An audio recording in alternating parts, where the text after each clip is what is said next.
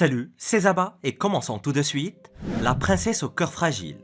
Une princesse égyptienne est en train de changer la façon dont les historiens considèrent les habitudes malsaines des peuples anciens.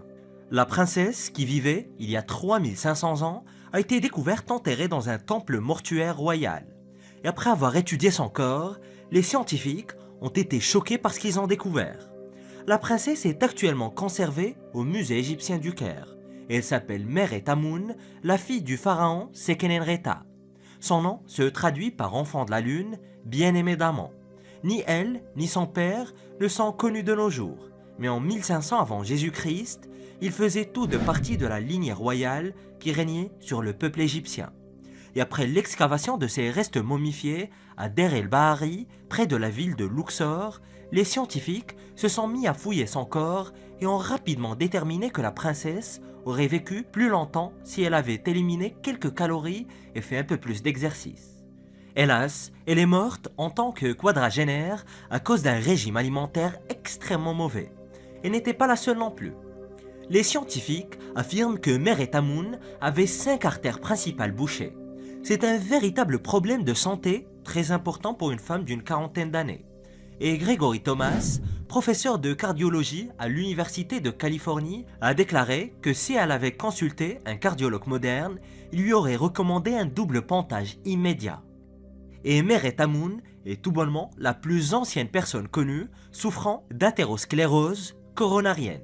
Il s'agit d'un problème assez courant de nos jours, causé par l'accumulation de dépôts à l'intérieur des artères et qui finit par provoquer une crise cardiaque hélas. Et les scientifiques étaient tellement curieux de connaître le terrible problème cardiaque de cette femme qu'ils ont scanné près de 52 autres momies de la collection du musée. Ils ont découvert que la moitié d'entre elles avaient des artères plus ou moins obstruées de la même manière. En termes simples, cela signifie que les membres de la famille royale égyptienne de l'Antiquité se condamnaient à une mort prématurée. Mais pourquoi ? Les artères bouchées et les crises cardiaques sont faussement attribuées au régime alimentaire moderne. Cette nouvelle étude prouve que les Égyptiens de l'Antiquité souffraient de problèmes similaires, en tout cas les élites. Mais ce n'était pas à cause des aliments transformés ou du tabagisme, c'était parce que les membres de l'élite de la société étaient choyés et avaient accès à du porc, du pain et du miel par exemple. On a même découvert que de nombreux autres Égyptiens de la famille royale souffraient d'obésité. La tête du dragon. Une tête extraite d'un puits chinois modifie l'histoire de l'évolution humaine. Le crâne appartient à une nouvelle branche de notre arbre généalogique, une nouvelle espèce humaine surnommée l'homme-dragon. Et selon les scientifiques, l'homme-dragon pourrait tout bonnement être plus proche que vous et moi de nos cousins de Néandertal. Le crâne fossilisé est resté au fond d'un puits en Chine pendant près de 90 ans, et l'histoire de sa découverte est presque aussi fascinante que le mystère qui entoure son origine. Il a été découvert en 1933 par des ouvriers chinois qui construisaient un pont dans la province de Harbin. C'était pendant l'occupation brutale par les Japonais, et les personnes qui ont trouvé le crâne ont compris son importance et n'ont pas voulu que les Japonais s'en emparent. Ils ont donc enveloppé le crâne avec soin et l'ont jeté dans un puits abandonné, et il n'a refait surface qu'en 2018. L'homme qui a caché le crâne pendant toutes ces années a révélé son secret à son petit-fils dans les instants qui ont précédé sa mort. Imaginez à quel point cela a dû être dramatique. Un vieil homme sur son lit de mort qui demande à son petit-fils de se rapprocher et lui chuchote à l'oreille « Le crâne est dans le puits ». Et voilà désormais que ce crâne est tout bonnement en train de changer l'histoire. Une équipe internationale de scientifiques a étudié le crâne de près. Il appartenait à un hominidé vivant il y a 146 000 ans. Et il est unique dans le sens où il présente à la fois des caractéristiques modernes et primitives. Le visage ressemble beaucoup à celui de l'Homo sapiens, mais le crâne est beaucoup plus grand qu'un crâne humain ordinaire. Il y a assez de place pour un cerveau humain moderne et même plus. Et le professeur Chris Stinger du Muséum d'Histoire Naturelle de Londres l'a expliqué de la manière la plus simple qui soit. Ce type avait une tête énorme. Le crâne est suffisamment unique pour que les scientifiques pensent qu'il appartenait à une espèce à part entière. Et cela signifie qu'il ne reste qu'un seul crâne d'une espèce qui nous ressemblait, mais qui était beaucoup plus grande. Il s'agissait de véritables géants vivants, ou en tout cas des géants relatifs, surtout comparés à l'homme moyen moderne. Et pourtant, on n'a trouvé qu'une seule preuve de leur existence. Comme quoi, avoir la grosse tête, ça ne sert à rien. Le roi perdu. Dans une boîte en carton, conservée dans un musée de Winchester, un fragment d'os pelvien masculin est resté intact pendant des années. Il pourrait même appartenir à un roi légendaire. Des scientifiques de l'université d'Oxford ont daté au radiocarbone ce très mystérieux ossement et pensent qu'il provient soit du roi Alfred le Grand, soit de son fils moins célèbre, le roi Édouard l'Ancien. Mais que pouvait bien faire cet os dans une boîte en carton? Et qui était au juste le roi Alfred? Le roi Alfred est le tout premier roi d'Angleterre. Il a été le premier homme à régner sur le pays et le seul roi anglais de l'histoire à avoir le qualificatif grand à la fin de son nom. Et s'il a été si grand, c'est parce qu'il a empêché l'Angleterre de tomber aux mains des envahisseurs vikings. Il a remporté de nombreuses victoires, dont la plus célèbre est la bataille d'Eddington en 878. Alfred a accepté que les Vikings vivent dans leur petit coin de pays. Il donne aux Scandinaves l'East Anglia et les Midlands et convertit leur chef, Guthrum, au christianisme. Il a même libéré Londres des Vikings et s'est avéré être un grand dirigeant. Et lorsqu'Alfred mourut en 899, de ce qui était probablement la maladie de Crohn et d'un peu d'hémorroïdes, il fut enterré à Oldminster. Mais 4 années seulement après sa mort, ses restes ont été transférés dans un nouveau bâtiment appelé Newminster. Environ 200 années plus tard, Newminster a été démoli par le roi Henri Ier. Et les ossements du roi Alfred et de son fils Edward ont été transférés dans un nouveau monastère, Hyde Abbey. Puis, sous le règne du roi Henri VIII, au XVIe siècle, l'abbaye de Hyde a été fermée et laissée à l'abandon. Les tombes royales furent complètement oubliées. Et au XVIIIe siècle, une prison fut construite près de l'endroit où l'ancienne abbaye avait été détruite. Le gouverneur local fit aménager un jardin pour sa femme, et pendant les travaux, les ouvriers mirent au jour un mystérieux cercueil. Et il pourrait très bien s'agir de la tombe oubliée du roi Alfred, mais au lieu de la conserver, les ouvriers ont démantelé le cercueil et ont vendu le métal aux ferrailleurs.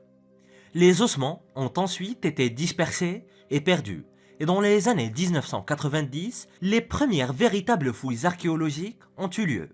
C'est à cette occasion que l'os pelvien a été retrouvé et mis dans une boîte en carton, et ce n'est qu'en 2002 que des scientifiques de l'université d'Oxford ont daté l'os pelvien.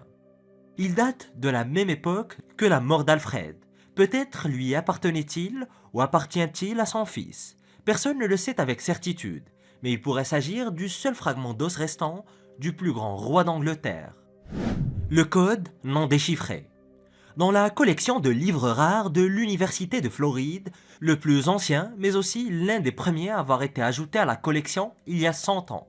Il s'agit d'un livre relié en cuir, une version du Nouveau Testament écrite en latin il y a près de 800 ans. Mais ce qui le rend si mystérieux, c'est que certaines parties du livre n'ont jamais été déchiffrées. L'ancienne Bible contient des notes étranges écrites dans une langue que personne ne peut comprendre. La date exacte de la rédaction du Nouveau Testament n'est pas connue, mais elle se situe aux alentours de 1250 après Jésus-Christ. C'était au Moyen Âge, avant que l'on sache que la Terre tournait autour du Soleil. C'était l'époque où les croisades faisaient rage et où Constantinople était considérée comme la plus grande ville du monde. Le livre a été publié comme une Bible standard du Nouveau Testament. Mais au fur et à mesure que l'ouvrage parcourait l'Europe, plusieurs personnes ont écrit des notes dans les marges du livre. La plupart des notes semblent dater du XIVe siècle et beaucoup d'entre elles ne sont rien d'autre que des lettres ou des chiffres aléatoires. Il y a des passages à l'encre brune et à l'encre rouge, mais la couleur de l'encre n'a pas d'importance parce qu'elle est tout simplement intelligible. Le livre contient des chaînes aléatoires de lettres qui se répètent et qui semblent être un code. Et certains gribouillis ressemblent à des mots, mais ils ne veulent rien dire. Du moins, ils ne veulent rien dire que les scientifiques modernes puissent comprendre. Et à la fin du livre, on trouve une liste bizarre de lettres et de chiffres. On dirait une clé pour déchiffrer le code secret, mais personne n'a jamais réussi à le déchiffrer. Mais si vous êtes passionné par les mystères, vous pouvez tenter votre chance en consultant la version numérisée en ligne. Les universités ont été si nombreuses à vouloir des copies que l'université de Floride a créé une version numérisée pour gagner du temps. Le visage dans la pierre. un mystère a été révélé dans la dense forêt d'une île canadienne. Un visage de pierre a été récemment repéré se profilant depuis un affleurement rocheux près d'une ville côtière de l'île de Vancouver. Pour certains, c'est un vestige d'une ancienne tribu amérindienne, mais personne ne sait qui l'a sculpté, quand, ni ce qui pourrait se cacher d'autre dans la forêt. Pour être tout à fait honnête, personne ne peut affirmer avec certitude si le visage a été sculpté par des humains ou créé par la nature elle-même. Mais la sculpture ressemble exactement à un visage humain, donc il est très difficile d'imaginer que la nature ait façonné un tel ouvrage. Le chef local de l'équipe des gardiens de plage des Premières Nations Tsikhat, Frédéric Sieber, a déclaré qu'il était également divisé sur l'origine du visage. Cependant, il est certain qu'à un moment ou un autre, ses ancêtres ont posé les yeux exactement au même endroit. Peut-être ont-ils pensé que c'étaient des gens encore plus anciens qu'eux qui l'avaient sculpté, ou peut-être ont-ils vu la roche et ont pensé qu'elle pourrait facilement être taillée en un visage. Les Amérindiens sont présents sur l'île de Vancouver depuis des temps immémorables. Ce ne serait pas inhabituel de voir une tête massive sculptée par des personnes il y a des milliers d'années.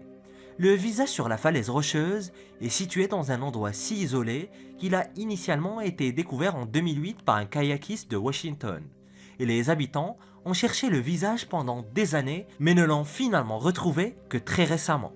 Il se trouve à 12 mètres au-dessus de l'eau et aujourd'hui, il est presque invisible sous les buissons qui poussent sur la falaise. Mais ce qui rend le mystère encore plus intéressant, c'est que le visage semble souffler.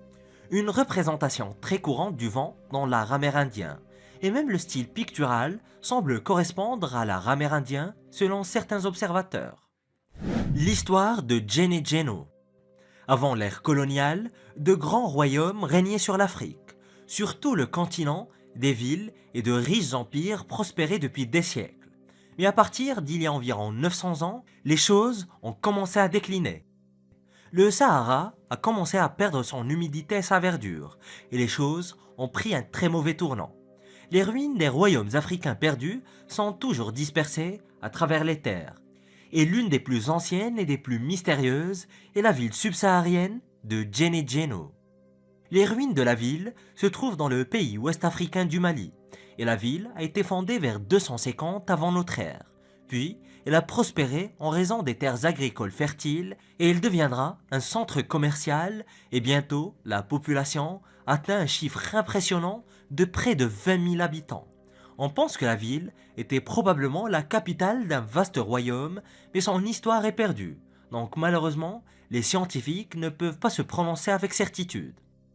Il y a peu de preuves de 15 colonies environnantes, telles de petites banlieues s'étendant depuis la métropole principale. Mais comme ils n'avaient pas de système d'écriture, les habitants n'ont rien laissé pour détailler leur politique ou leurs croyances. Et à partir du 9e siècle, Gene Geno a commencé à décliner. Les commerçants musulmans ont construit leur propre ville à proximité et l'ont appelée Gene. Et au 14e siècle, la ville, qui avait prospéré pendant plus de 1000 ans, a été réduite en ruines. Personne ne sait ce qui a causé sa disparition ultime, bien qu'il y ait des suppositions. L'explication la plus probable est que la cité a peu à peu perdu son attrait et sa pertinence à mesure que les temps changeaient. Le véritable mystère se trouve dans les ruines archéologiques de la ville, et certaines des découvertes les plus intéressantes à Gene Geno incluent de très mystérieuses sculptures en terre cuite. Des tonnes de figurines en terre cuite d'un homme barbu avec un casque presque de style grec, chevauchant un cheval, ont été retrouvées. Et personne n'a pu déterminer s'il s'agissait d'un roi ou d'une divinité, bien qu'il soit souvent représenté avec des gens à genoux devant lui. Il y a aussi un nombre alarmant de figurines attaquées par des serpents ou souffrant de symptômes de maladie. Il semble que les habitants de la ville aient eu affaire à la faune sauvage et aux maladies au moment de leur déclin. Une autre chose bizarre est qu'au cours des 3 dernières décennies de fouilles, aucun palais ou temple n'a été identifié, ni même de bâtiments publics ou de bâtiments à grande échelle. C'est vraiment très étonnant car la plupart des sociétés anciennes avaient des temples pour vénérer leurs divinités et des palais pour abriter leurs rois et reines ou bien leurs souverains. Mais ici, il n'y a aucune indication que les gens aient vénéré quoi que ce soit ou été gouvernés par quiconque à part les figurines qui pourraient suggérer que les gens pratiquaient leur culte chez eux. Les portes du désert saoudien. En 2017, des archéologues ont identifié dans le désert d'Arabie environ 400 structures de pierre inconnues jusqu'alors. Elles sont tout simplement appelées portails, et on pense qu'elles ont été construites par des tribus nomades il y a des milliers d'années. Ces portails, construits à partir de blocs de basalte, attirent l'attention sur le manque d'intérêt des scientifiques pour cette vaste région. Nous avons tendance à considérer la péninsule arabique comme un désert, mais en réalité, il y a là un énorme trésor archéologique qui doit être identifié et cartographié, a déclaré l'archéologue David Kennedy, principal auteur d'un article sur les ruines. Et ces structures ne sont pas tout à fait visibles depuis le sol, mais dès que l'on s'élève de quelques centaines de mètres ou même plus haut avec un satellite, elles ressortent magnifiquement. On sait très peu de choses sur les personnes qui ont construit ces structures de pierre considérées comme les ancêtres des Bédouins actuels de la région. Les structures les plus célèbres, situées en Jordanie, sont appelées cerfs-volants en raison de leur ressemblance avec de véritables cerfs-volants d'enfants vus du ciel. Elles ont été découvertes pour la première fois dans les années 1920 par des pilotes qui les survolaient. Cependant, l'Arabie Saoudite ne veut pas que des équipes internationales d'archéologues viennent les fouiller. Les meilleurs chercheurs pensent que les cerfs-volants ont pu être utilisés pour la chasse par d'anciennes tribus nomades. Certaines structures mesurant plus d'1 kilomètre de long, avec leurs parois convergentes, servant d'une sorte d'entonnoir pour piéger et tuer les antilopes en migration. Trouver des réponses définitives sur les structures et leurs fonctions est un combat permanent pour les archéologues qui peinent à obtenir l'autorisation de les survoler. Et si l'avènement de Google Earth a permis de révéler l'existence des portes, rien n'est comparable à la possibilité de faire des fouilles en personne, ce qui, espérons-le, se produira un jour. Ornement à face cornue. Au sud-est de Cracovie, en Pologne, dans le village de Biskupice, des archéologues ont récemment mis au jour un ornement ancien représentant un étrange visage cornu mesurant à peine 10 cm de diamètre. L'étrange objet a été découvert sous l'une des 3 anciennes fermes datant de l'âge de pierre, et l'ornement contient des yeux et un nez clairement défini ainsi que de protubérances en forme de corne. Et selon l'archéologue en chef, Marta Krozinska, il faisait probablement partie d'un bol ou d'un autre objet bien plus grand. Mais ce visage étrange soulève de très nombreuses questions qui restent sans réponse.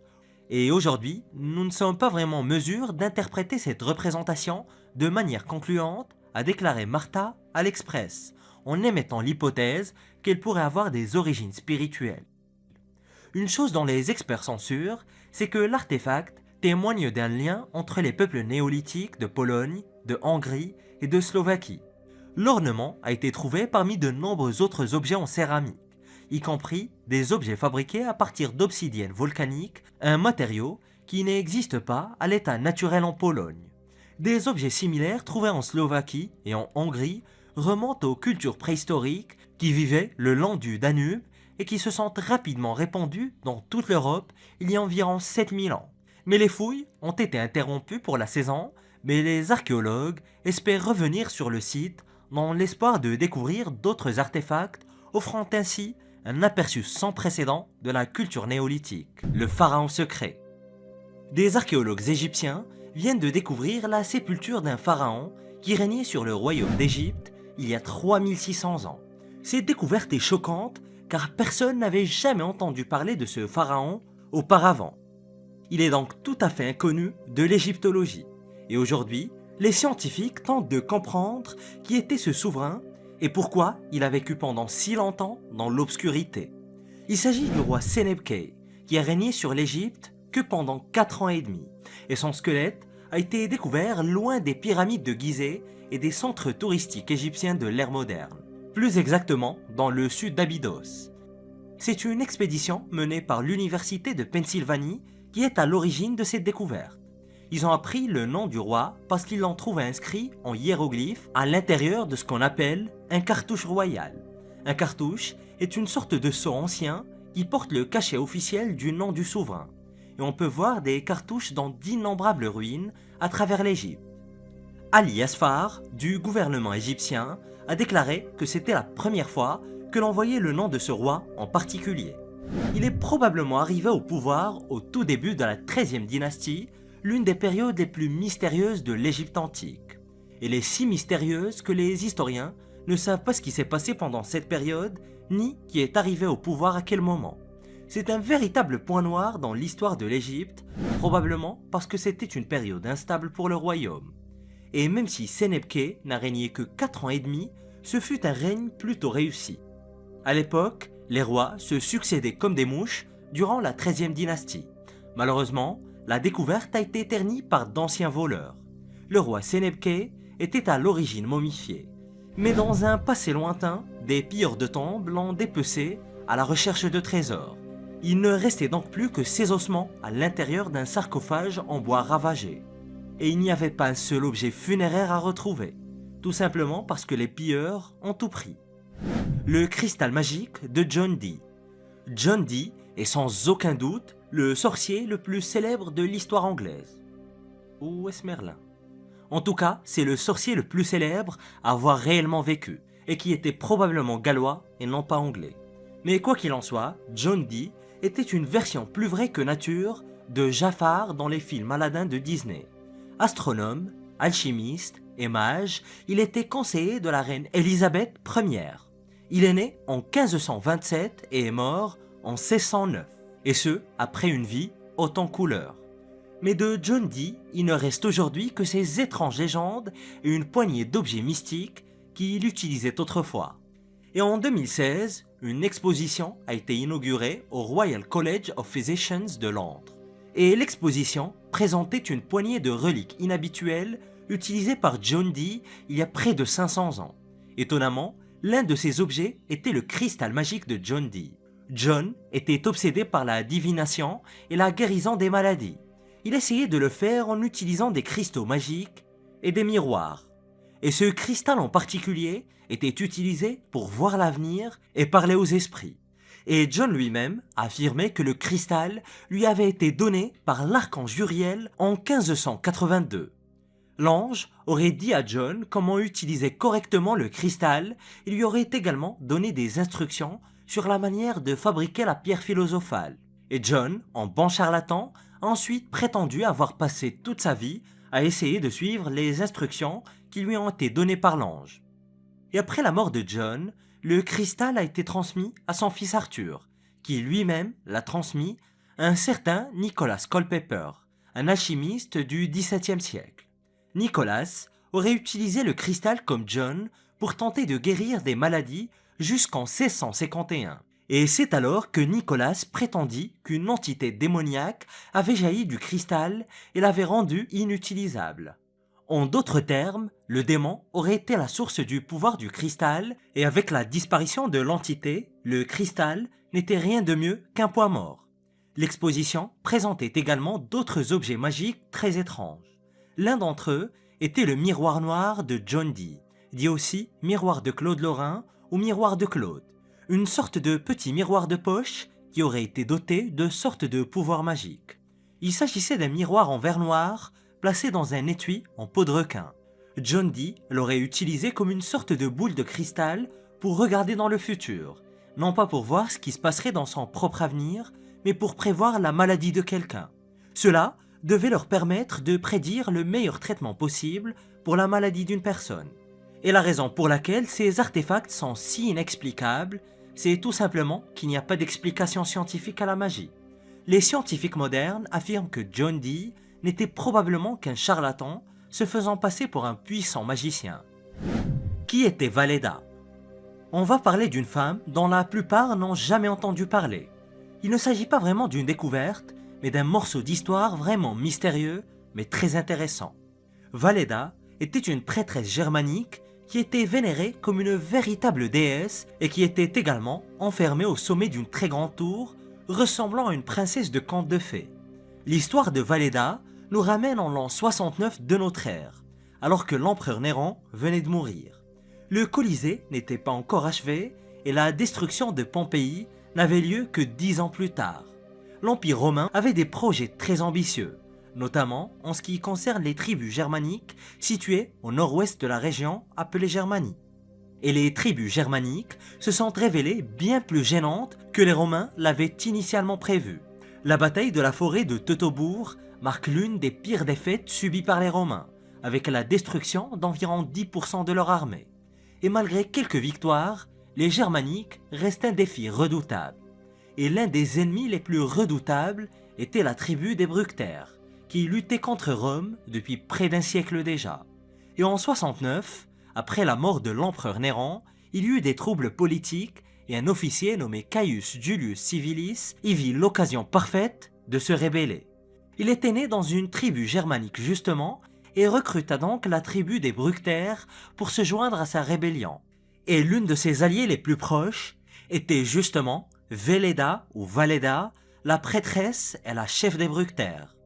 L'essentiel de ce que les historiens savent sur Veleda provient de Tacite, qui a écrit sur la rébellion environ 30 ans plus tard.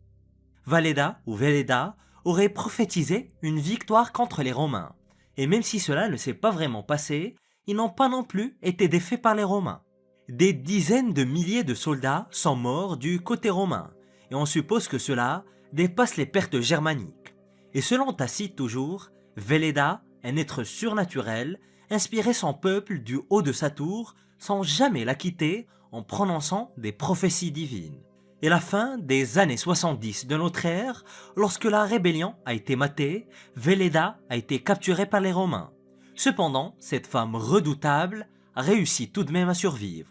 Une ancienne inscription découverte dans les années 1940 suggère que Veleda s'est installée dans un temple à Ardea près de Rome et qu'elle y a continué son activité en tant que prêtresse. Le Marseillais en Islande. Vers l'an 330 avant notre ère, un marchand et un explorateur de ce qui était à l'époque la colonie grecque de Massalia, Marseille aujourd'hui, a entrepris un voyage au-delà du royaume connu de la mer de la Méditerranée vers des terres que l'on croyait mythiques. Et lorsqu'il était revenu à Marseille, personne n'a cru à ses récits, pensant qu'il était fou. Mais la vérité est que Pythéas le Massaliote a peut-être été le premier explorateur de l'Arctique. On ne sait pas grand-chose de la vie de Pythéas. On pense qu'il a étudié l'astronomie et qu'il était un navigateur habile en mer.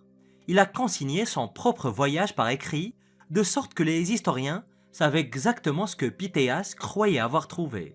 Malheureusement, les originaux n'ont pas été conservés, et la plupart de ces écrits n'existent que sous forme d'extraits et de copies réalisées par d'autres auteurs. Le récit de Pythéas décrit un voyage depuis la Méditerranée au-delà des piliers d'Hercule jusqu'à la Grande-Bretagne, puis jusqu'à la mer du Nord. Pythéas est l'un des premiers à avoir documenté les îles britanniques et les indigènes qui y vivaient à l'époque. Mais on pense que Pythéas est allé encore plus loin.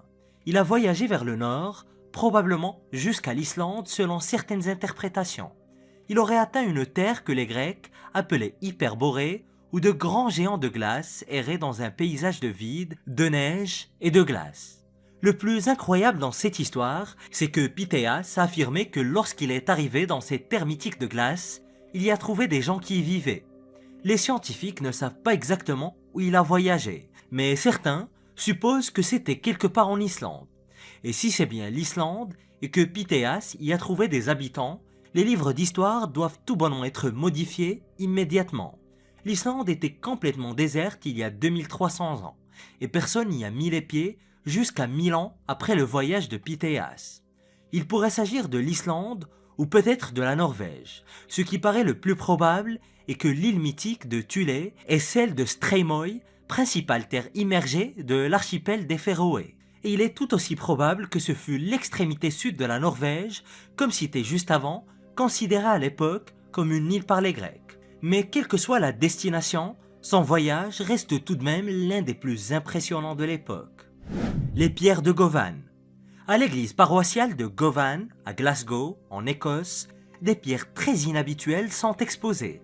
Elles font partie de la plus grande collection de monuments vikings sculptés trouvés au Royaume-Uni, tout simplement. Ils sont actuellement au nombre de 31 et les archéologues en découvrent très régulièrement de nouvelles. Et le mystère de leur présence dans l'église reste entier. Pour comprendre l'étrangeté des pierres de Govan, il faut remonter plus de 1000 ans en arrière. Govan était en réalité l'épicentre religieux du Strathclyde, un royaume médiéval situé à l'intérieur des frontières écossaises d'aujourd'hui.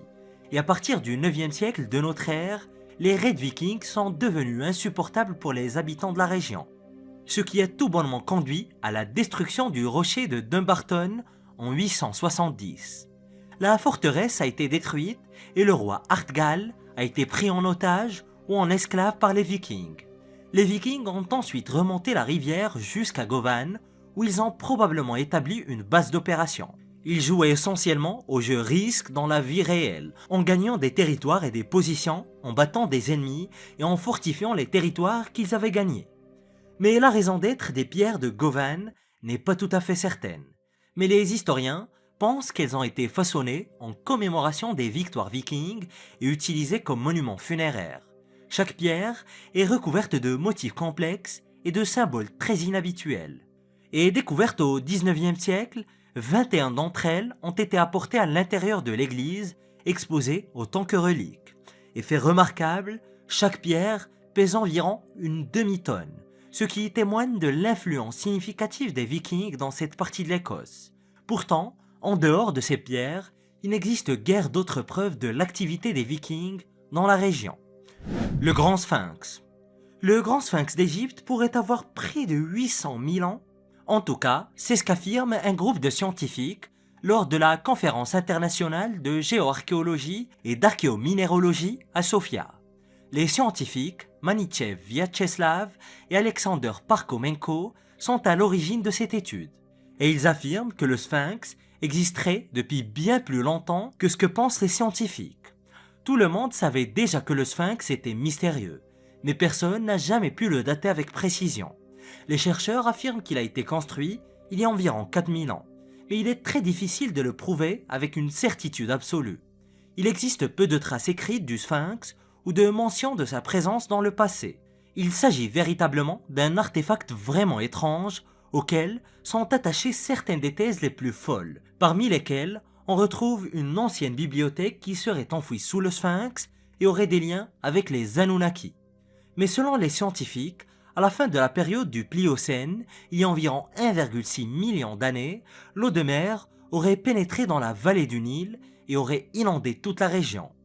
L'eau finira par s'écouler, laissant une vallée fertile à la civilisation égyptienne bien plus tard. L'inondation est un fait très important car les chercheurs pensent que la base du Sphinx a été endommagée par l'inondation. Mais comme il n'y a pas eu assez d'eau pour créer de tels dommages depuis au moins 800 000 ans, l'idée est que le monument est resté là où il est aujourd'hui pendant tout ce temps. Cela signifierait que le Sphinx a été construit avant la civilisation humaine. Cela signifierait également qu'il y avait un pharaon vivant il y a près d'1 million d'années. Et cela impliquerait aussi que toutes les autres preuves de l'existence de cette mystérieuse civilisation préhumaine ont été détruites à l'exception du Sphinx. Vous comprenez mieux pourquoi cette théorie est à la fois aimée par certains et détestée, voire moquée par d'autres. Bien la plupart des scientifiques ne l'aiment pas vraiment, parce que ça reste une théorie tout de même très marginale. Les squelettes sans tête. En Slovaquie, des archéologues ont découvert un groupe de squelettes très inhabituels. La particularité de ces restes humains est qu'ils n'ont tout simplement pas de tête. Ils ont été mis au jour autour d'une ancienne colonie néolithique datant d'environ 7000 ans. Ces squelettes témoignent de rites funéraires extrêmement complexes pratiqués par une société dont les scientifiques ignorent presque tout. Commençons par la société elle-même. Le groupe ancien est connu sous le nom de culture de la poterie linéaire et a prospéré en Slovaquie et dans les régions environnantes entre 5220 et 4950 avant Jésus-Christ. Et dans la plupart des cas, ils vivaient dans de tout petits villages, mais cependant, un événement survenu en Slovaquie a complètement changé la donne. On a découvert des ruines de 3 villages comptant chacun près de 100 maisons. Et il s'agissait de grandes maisons où vivaient des familles entières. Chaque village aurait pu contenir environ 600 personnes. Et ce n'est peut-être pas grand-chose à l'heure actuelle, mais c'était tout bonnement énorme il y a 7000 ans, lorsque les êtres humains avaient à peine progressé depuis leur début primitif. À cette époque, les civilisations mésopotamiennes telles que Sumer et Akkad n'existaient même pas. Et à l'intérieur de ces 3 villages se trouvait un fossé rempli de squelettes. Mais contrairement à tous les cimetières découverts à la même époque et dans la même région, le fossé contenait des cadavres sans tête. Ce qui est encore plus étrange, c'est que le fossé semble avoir été creusé tout autour du village. Il s'agit presque d'une sorte de douve remplie de squelettes décapités. Mais pourquoi cet ancien village a-t-il ressenti le besoin de créer une frontière aussi macabre? C'est précisément la question à laquelle les scientifiques ne peuvent pas répondre. Personne ne sait s'il s'agit du résultat d'un massacre ou d'un rite bizarre dédié à une divinité de la mort complètement tordue. Les momies portraits. Des archéologues russes viennent de mettre au jour une fascinante collection de momies de la période égyptienne gréco-romaine, et ce, en excellent état.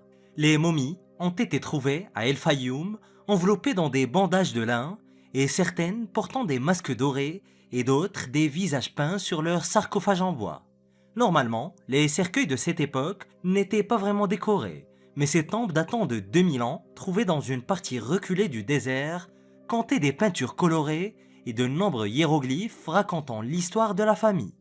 Cette partie de l'Égypte était autrefois une oasis très riche, et les habitants pouvaient s'offrir plus de luxe que la plupart des gens à cette époque.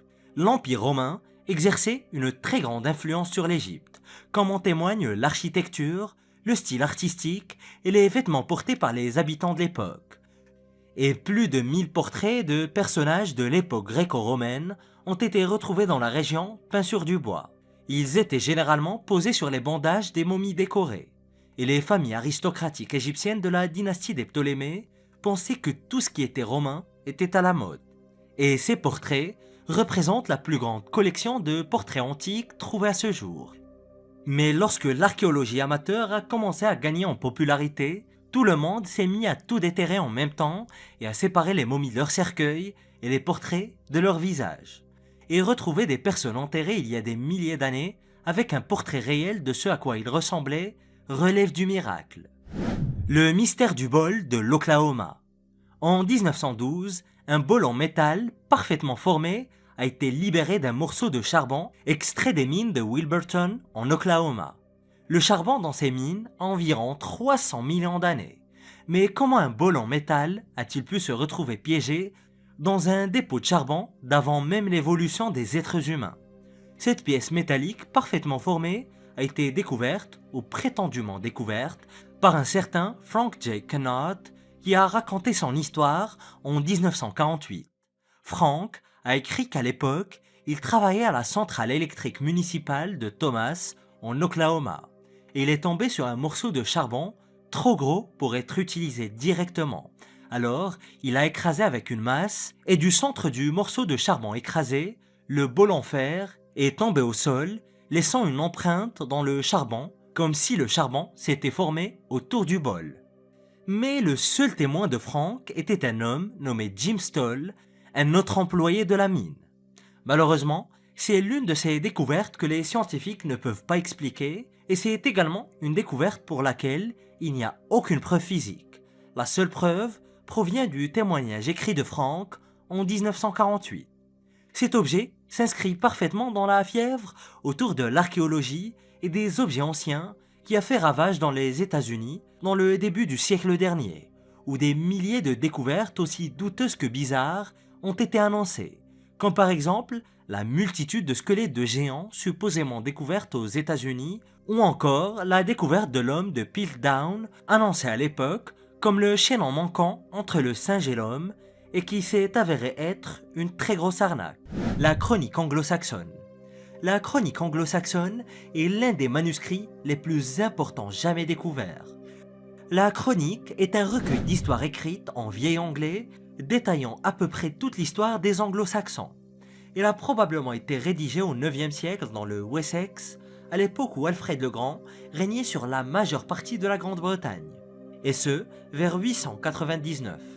Le manuscrit original a été copié et distribué dans toute l'Angleterre pour être conservé dans des monastères et des bibliothèques. Les moines ont ensuite continuellement mis à jour le manuscrit en fonction des événements très importants qui se déroulaient autour d'eux. Et la dernière mise à jour connue a été effectuée environ 250 ans plus tard, en 1154. Mais en l'espace de 1000 ans, des livres peuvent facilement disparaître. La preuve en est qu'aujourd'hui, seuls 9 manuscrits subsistent. L'original a disparu depuis très longtemps et les historiens sont à peu près certains qu'il ne sera jamais retrouvé. L'événement le plus ancien décrit dans la chronique date de 60 avant notre ère. Il relate l'invasion de la Grande-Bretagne par César et le chaos qui s'ensuivit. Mais le plus grand problème de la chronique est que les historiens modernes ne sont pas sûrs de son exactitude. La comparaison de la chronique avec d'autres textes médiévaux a déjà prouvé que les scribes médiévaux anglais ont modifié l'histoire à leur guise. Les scribes qui ont mis à jour la chronique ont soit omis des événements, soit raconté leur propre version des choses, inventant l'histoire pour qu'elle soit ce qu'ils voulaient qu'elle soit, déformant ce que l'on sait des événements historiques réels. Mais malgré tout ceci, le livre reste l'un des plus importants pour comprendre les anglo-saxons. Mais il se pourrait très bien que certains événements ne se soient pas déroulés exactement comme ils sont décrits, et 7 des 9 manuscrits survivants ont été retrouvés dans des fragments conservés à la British Library, tandis que les 2 autres sont conservés à Oxford et à Cambridge. Le masque d'or mystique. Un masque mystique en or datant de 3000 ans a été récemment découvert sur un site archéologique en Chine. Le masque est composé d'environ 84% d'or et une fois terminé, il pesait près d'un demi-kilo.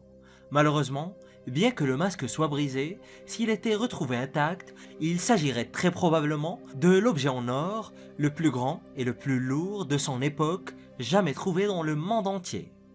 Le masque est peut-être très étonnant, mais il n'est que l'un des 500 objets découverts sur le site. Les archéologues ont également découvert des traces de soie anciennes, des statues très étranges qui semblent représenter des créatures étrangères et bien d'autres choses encore. Le site, appelé Sanxingdui, est considéré comme l'endroit le plus important de toute la Chine, en termes d'archéologie bien sûr. On ne sait pas grand-chose de la civilisation qui vivait dans cette cité épique, si ce n'est qu'elle était extrêmement sophistiquée. Ils ont prospéré ici à partir du XIIe siècle avant notre ère, puis ont disparu quelques siècles plus tard.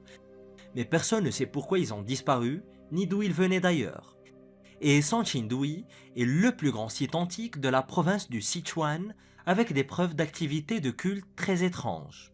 Et la plupart des objets ont été découverts dans de mystérieuses fosses funéraires, probablement jetées en offrande à des dieux ou des esprits inconnus.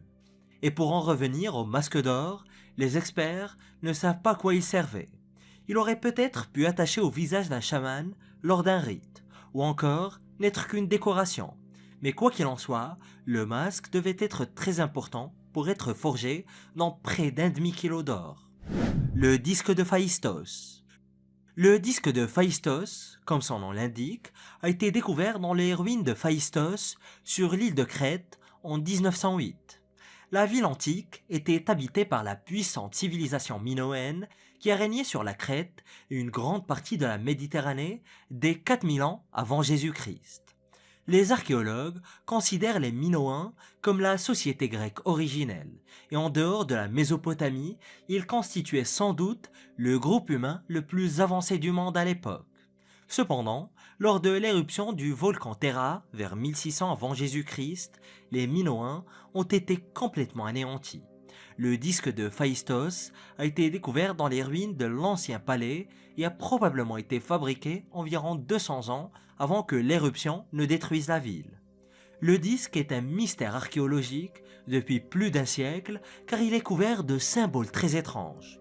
Les symboles semblent avoir été gravés dans l'argile à l'aide d'un colorant métallique et si cela s'avère exact, il s'agirait du seul exemplaire d'une telle technologie utilisée avant 1450 de notre ère.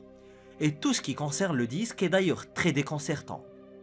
Les chercheurs pensent qu'il a été fabriqué à l'aide d'une technologie qui n'existerait pas officiellement pendant les 3500 années à venir. Et les symboles marqués à l'aide de ces technologies n'ont jamais été décryptés. Les experts en linguistique ont tenté et échoué à maintes reprises à déchiffrer le disque de Phaistos. Et à l'heure actuelle, il semble que le système d'écriture ne sera jamais déchiffré. Mais ce qui est d'autant plus déconcertant, c'est que le disque semble imiter toute une série de langues anciennes, des hiéroglyphes égyptiens au dialecte indo-européen. Certains tentent de trouver une explication dans les théories alternatives, mais la vérité est probablement beaucoup plus facile à digérer pour la plupart des gens. Les Minoens étaient tout simplement beaucoup plus avancés que les archéologues ne le pensaient auparavant. Ils avaient près de 3500 ans d'avance en ce qui concerne certaines percées scientifiques. La momie de Sanga Tenzin. Dans l'Antiquité, l'Égypte n'avait pas le monopole de la momification. Et longtemps après que les Égyptiens eurent cessé de pratiquer la momification, les moines bouddhistes du Japon et du Tibet ont continué à pratiquer leur propre version. Il s'agissait d'un type de momification beaucoup plus dérangeant qui impliquait une très grande souffrance. Dans différentes régions d'Asie, les moines s'affamaient lentement et ne mangeaient que de l'orge et du riz. Et certains se séchaient même la peau à la chaleur des bougies. Et après leur mort, leur corps était placé dans une tombe souterraine pendant près de 3 ans. Leur corps étant naturellement momifiés, ils étaient ensuite sortis et utilisés comme statues macabres pour lesquelles on priait dans des monastères. À ce jour, seule une trentaine de ces momies ont été découvertes, et la plupart sur l'île japonaise de Honshu. Et l'une des momies a été mise au jour en Inde en 2004. La tombe de la momie a été révélée par un tremblement de terre qui en a ouvert l'entrée. La tombe a été excavée et le corps du moine en a été extrait. Les chercheurs et les locaux ont été très étonnés de le retrouver dans un tel état, puisqu'il avait encore de la peau et des cheveux. Et selon la tradition locale, il s'appelait Sanga Tenzin. Et selon la légende, il se serait momifié de son vivant pour se débarrasser d'une infestation de scorpions dans sa ville natale. Et après que son esprit a quitté son corps, un arc-en-ciel serait apparu et les scorpions seraient disparus. Cela se serait passé vers l'an 996 de notre ère.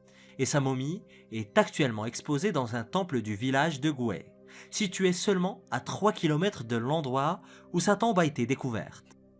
Le squelette de Waterloo. Des archéologues viennent de découvrir le squelette d'un soldat qui a participé à la légendaire bataille de Waterloo, il y a plus de 200 ans. Il s'agit de l'une des batailles les plus épiques de l'histoire européenne avant les guerres mondiales. Et s'est déroulée juste au sud de l'actuelle ville de Bruxelles en 1815 et a mis fin aux guerres napoléoniennes contre les autres nations d'Europe. Il s'agit d'une victoire décisive qui contraint Napoléon à l'exil pour le reste de sa vie. Cependant, cette victoire a eu un prix. On estime à 20 000 le nombre d'hommes qui sont morts pendant les combats. Et lorsque les combats se sont enfin arrêtés, la plupart des corps ont été enterrés dans des fosses communes ou brûlés en d'immenses tas.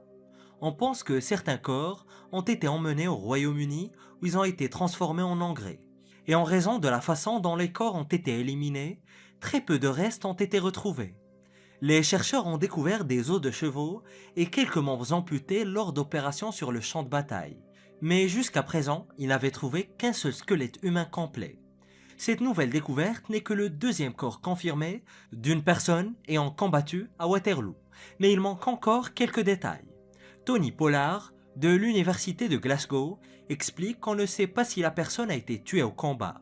Il est possible que son corps ait été transporté sur place ou qu'il s'agisse d'un patient décédé dans un hôpital voisin. Cela dit, les indices laissent penser qu'il s'agit d'un soldat. Ces ossements ont été découverts dans un fossé près du principal hôpital de campagne de la 7e coalition.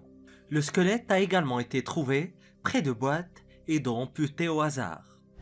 Zoo antique. Tout au long de l'histoire, de nombreuses cultures ont considéré la possession d'animaux exotiques comme un symbole de statut d'élite.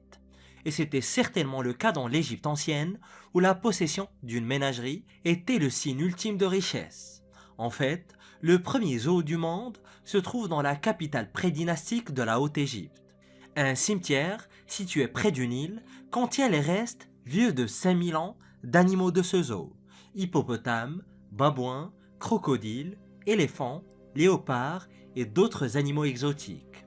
Et curieusement, ces créatures portent des traces de sévices horribles. Par exemple, les restes des babouins sont criblés de dizaines d'os de mains et de pieds cassés, et au moins 2 d'entre eux avait les bras cassés.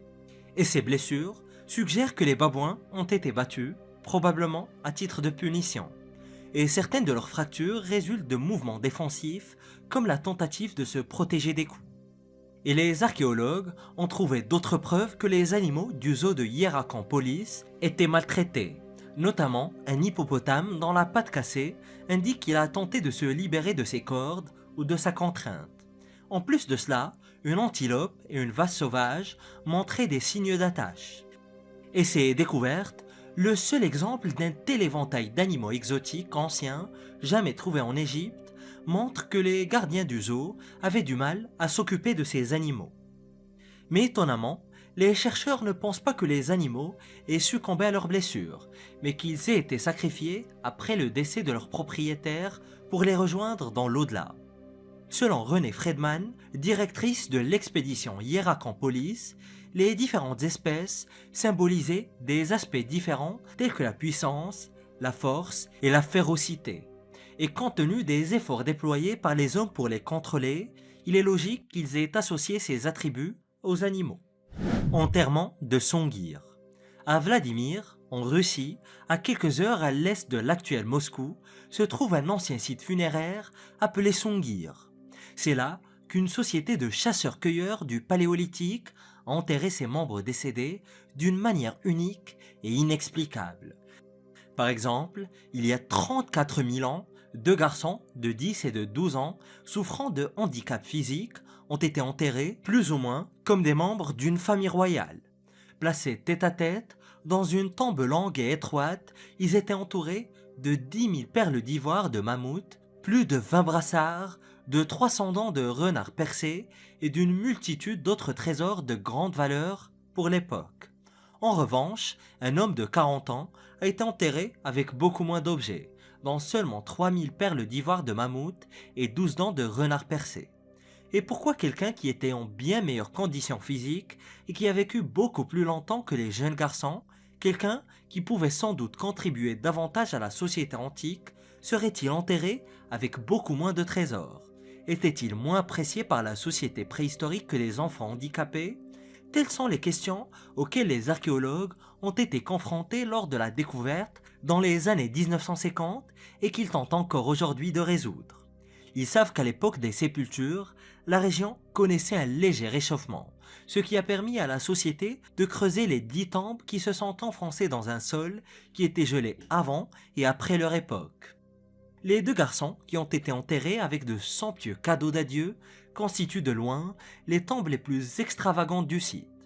Et l'un d'entre eux, qui a passé sa vie alité, avait des dents qui ne présentaient pratiquement aucune trace d'usure, ce qui est très inhabituel pour l'époque, et indique que ses soignants l'ont peut-être nourri avec des aliments tendres. Il est vraiment bizarre de trouver un individu qui semble avoir été alité dans un groupe de chasseurs-cueilleurs qui était extrêmement mobile, a déclaré le chercheur Eric Trinkhaus. L'autre garçon présentait des malformations osseuses qui ont pu le ralentir, mais il était par ailleurs physiquement actif. Peut-être était-il perçu comme ayant des pouvoirs spéciaux à l'époque. À minima, la diversité de ces sépultures suggère la présence d'un groupe très complexe. Mais les experts tentent encore d'identifier les tenants et les aboutissants de cette hiérarchie et les facteurs qui déterminaient le statut d'un individu dans cette société. Temple païen perdu. Des archéologues ont fait une découverte très étonnante lors de récents travaux de construction d'une route près de Lillehammer, en Norvège. 5 petits morceaux d'or de la taille d'un angle ont été découverts sur la rive du lac Mjøsa. Chaque morceau d'or est plat et aussi fin qu'une feuille de papier. Il est également estampillé d'un motif représentant un homme ou une femme paré de bijoux. Les pièces d'or ne seraient pas aussi fascinantes si elles n'avaient pas été trouvées dans les ruines d'un temple païen. Le temple païen a été identifié il y a plus de 30 ans déjà, en 1993. Des fouilles antérieures ont déjà permis de découvrir 30 pièces d'or similaires, et les fouilles les plus récentes, dirigées par l'archéologue Catherine Steen, étaient dues à des travaux d'aménagement de la route juste à côté du temple. C'est à cette occasion qu'ont été découvertes les 5 pièces supplémentaires qui datent de l'époque des Vikings, vers 550 de notre ère. Les pièces d'or étaient cachées sous les murs en ruine de la structure. ce qui signifie qu'elles ont probablement été placées là à dessein. Il se peut même qu'ils aient été enterrés sous le mur dans le cadre d'une cérémonie religieuse visant à protéger l'édifice du mal. Mais ce n'est pas exactement le seul endroit où de tels morceaux d'or ont été découverts.